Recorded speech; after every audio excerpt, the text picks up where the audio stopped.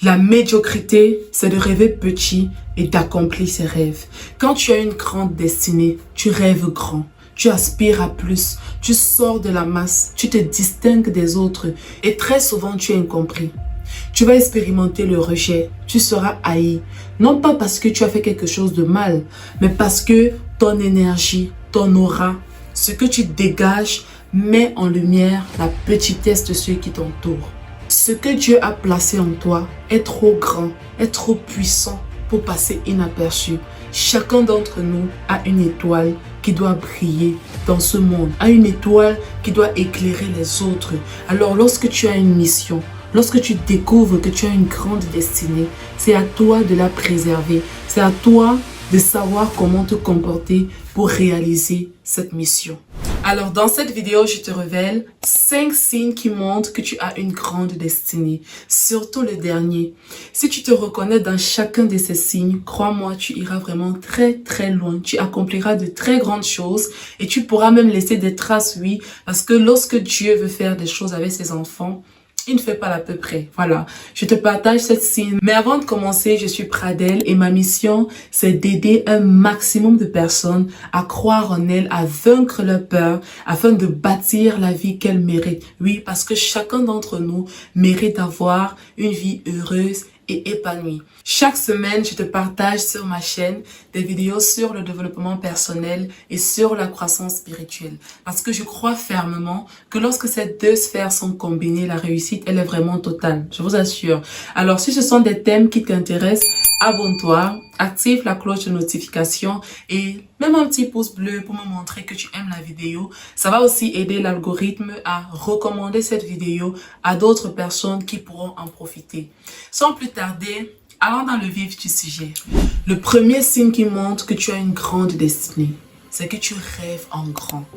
Tu as une grande vision.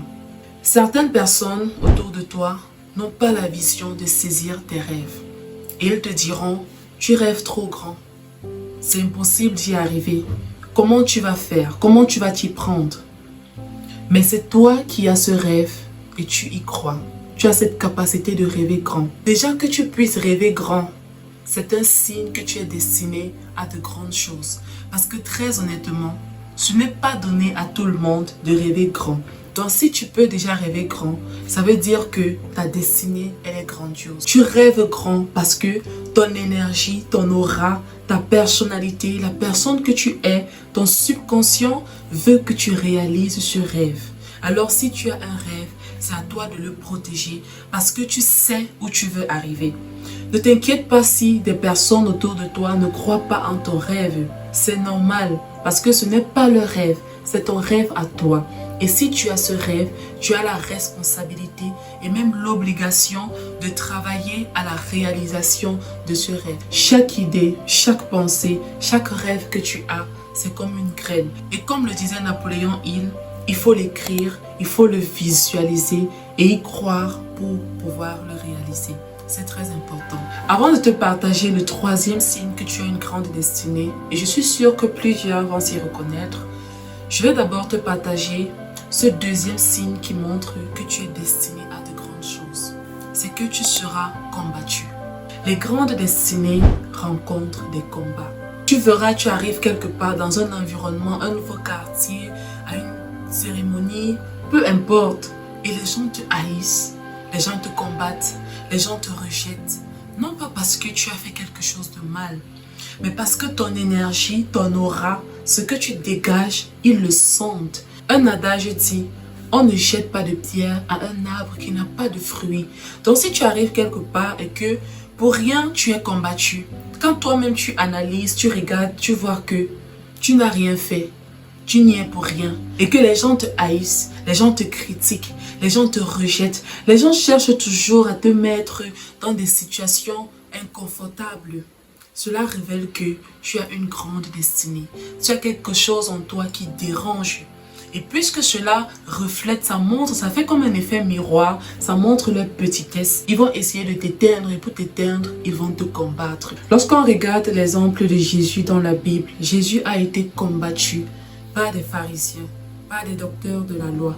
Pourtant, tout ce que lui cherchait à faire, c'était d'accomplir sa destinée. Alors, lorsqu'on regarde cette situation, on se rend compte que Jésus représentait une menace pour ceux-ci. Parce qu'avant son arrivée, les pharisiens, les docteurs de la loi, ils étaient célébrés. Ils étaient vus comme des personnes honorables, des personnes vers qui il fallait se tourner en cas de besoin pour comprendre les Écritures. Subitement, Jésus arrive avec une nouvelle ère, avec un nouveau discours. Et celui-ci est acclamé, sa réputation grandit, des personnes le suivent. Il représentait une menace. Alors, si tu es combattu sans aucune raison, ça veut dire que là où tu te trouves, tu représentes une menace. Et très souvent, quand tu seras combattu, il y aura des incompréhensions. Parce que tu vas te demander, mais qu'est-ce que j'ai fait? Pourquoi est-ce que les gens me détestent? Pourquoi est-ce que les gens me haïssent? Pourquoi est-ce que je suis rejeté? C'est un signe qui montre que tu as une grande destinée. Parce que souvent, on cherche à ouvrir des portes que nous ne devrions pas. On cherche à avoir des relations avec des personnes qui ne doivent normalement pas faire partie de notre vie.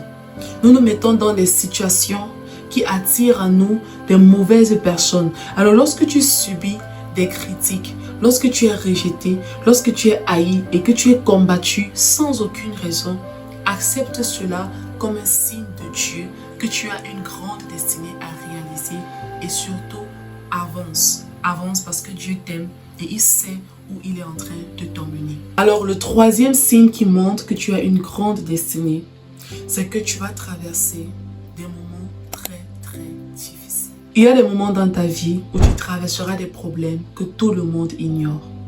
Ça peut être des problèmes financiers, des problèmes dans ton couple, des problèmes familiaux, des problèmes dans ta vie personnelle, etc. Et parfois même, tu auras des amis, de la famille, des connaissances autour de toi. Mais ceux-ci ne trouveront pas les mots justes pour te consoler, pour te donner le soutien dont tu as besoin.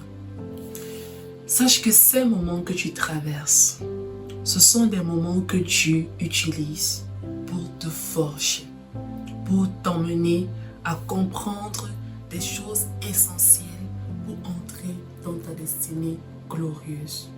Il y a des nuits, tu vas pleurer. Il y a des jours, ça sera vraiment très difficile. Tu vas traverser des périodes, des moments très compliqués. Alors, dans ces moments, tu dois savoir une chose. Dieu est là et il t'écoute. La Bible dit dans le psaume 23, « Même lorsque je marche dans un ravin d'ombre et de mort, je ne crains aucun mal, car tu es avec moi. Ta roulette et ton bâton, voilà qui me rassure. » Il dit, quand je marche, ça veut dire que c'est passager. Les moments difficiles que tu traverses sont passagers. Dieu est en train de t'aiguiser. Dieu te prépare à entrer dans ta destinée. Regardons l'exemple de Joseph. Joseph a été tenté. Il a été combattu. Il est passé par des moments difficiles. La femme de Potiphar est venue et elle a proposé des relations sexuelles à Joseph. Et celui-ci, il a refusé. C'est très important, lorsque tu traverses des moments difficiles, de garder ton intégrité devant Dieu. C'est très important parce que l'attitude que tu auras pendant les épreuves montrera à Dieu si tu es qualifié pour recevoir la bénédiction à venir. Parce que si tu n'es pas qualifié, si tu n'as pas les aptitudes nécessaires, alors tu obtiendras des bénédictions glissantes. Des bénédictions que tu ne sauras pas protéger, tu ne sauras pas les préserver. Alors quand tu traverses des moments difficiles, rappelle-toi que Dieu est là. La Bible dit que ceux qui se confient en l'Éternel renouvellent leur force. Ils prennent leur envol comme des aigles. Ils courent et ne se lassent point. Ils marchent et ne se fatiguent pas. Alors sache que dans ces moments difficiles, Dieu est en train de te préparer pour prendre ton envol. Confie-toi en l'Éternel et tu verras que tu trouveras la force nécessaire de traverser ces étapes. C'est très important. Et pour avoir aussi traversé personnellement des moments difficiles dans ma vie, je peux vous assurer que c'est vraiment très dur. Et lorsque tu traverses ces moments difficiles, tu vas découvrir Dieu sous un autre angle, sous une autre facette. Et tu pourras donner un nom à ton Dieu. Moi, je l'appelle le Dieu de ma victoire. Parce que je sais que c'est celui qui m'a comprise. c'est celui qui m'a tenu la main. Comme je voulais, je précise, comme je voulais, parce que comme je disais tantôt, il y a des personnes qui sont là, qui peuvent être là autour de vous, mais ils n'auront pas cette capacité, cette faculté à vous comprendre comme vous aimeriez. Alors quand tu traverses de tels moments, et que dans ces moments, ta relation avec Dieu, elle est fortifiée, tu donneras un nom à ton Dieu. Tu ne diras plus tout simplement le Dieu d'Abraham, d'Isaac et de Jacob, mais tu l'appelleras le Dieu de ma restauration, le Dieu de ma guérison, le Dieu de ma joie, ou alors autre chose, moi je l'appelle le Dieu de ma victoire. Le quatrième signe que tu as une grande destinée, c'est que tu es capable de résilience face aux épreuves. La vérité c'est que plusieurs personnes ont déjà connu des moments difficiles dans leur vie, ont traversé des épreuves. Mais très peu sont ces personnes qui se relèvent après une épreuve. Lorsqu'on regarde Daniel dans la Bible, Daniel a été jeté dans la fosse au lion. Et au lieu de murmurer, au lieu de se plaindre, il a continué de proclamer la parole de Dieu. Il a gardé la foi. Et le résultat, c'est que son entourage a été impacté par le message qu'il avait apporté. Tous ont commencé à croire en Dieu et ils ont béni l'Éternel. Ruth, femme veuve, sans espoir, étrangère, humainement parlant, tout était perdu.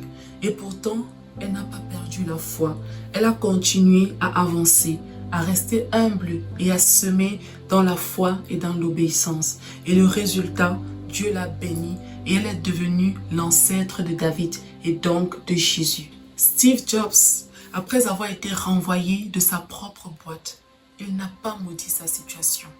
Il a continué de croire, de créer, de parler de vision. Et dans un discours à Stanford en 2005, il a dit ceci. Parfois la vie te frappe à la tête avec une brique. Ne perds pas la foi. Ces exemples cités plus haut montrent une seule chose.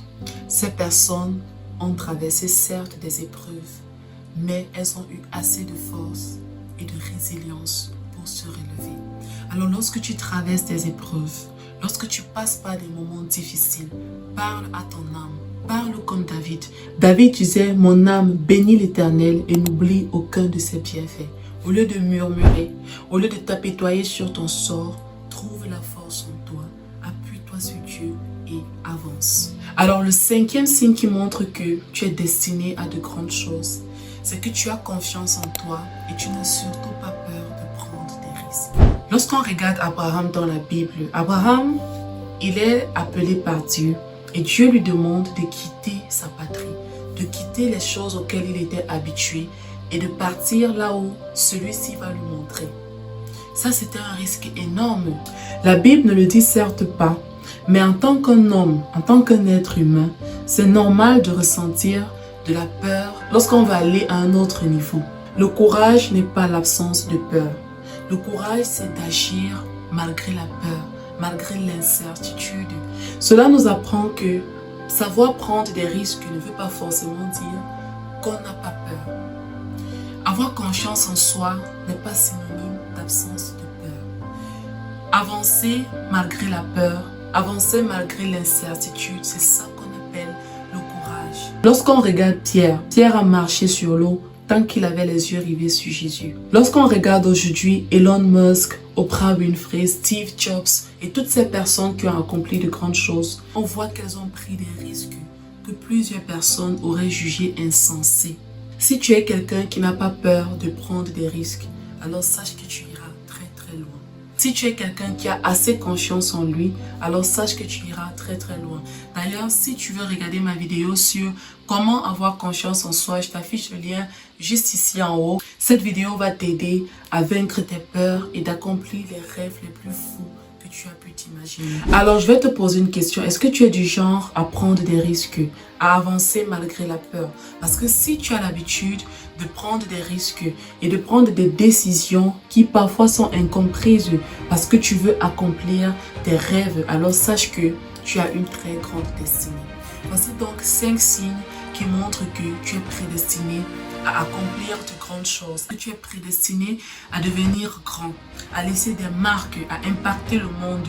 Partage-moi dans les commentaires les signes dans lesquels tu t'es reconnu. Et surtout, si tu veux savoir comment vaincre ta peur de l'échec et afin de réaliser tes rêves, je t'ai laissé une vidéo ici, juste à l'écran. Tu pourras cliquer pour la regarder. Tu étais sur Pradelle Inspire. Merci d'avoir regardé la vidéo. Mets un petit pouce bleu, abonne-toi, partage à tes amis, partage à tout ton entourage, à ces personnes-là que cette vidéo pourra aider. Et on se dit à très vite pour une nouvelle vidéo. Bye bye!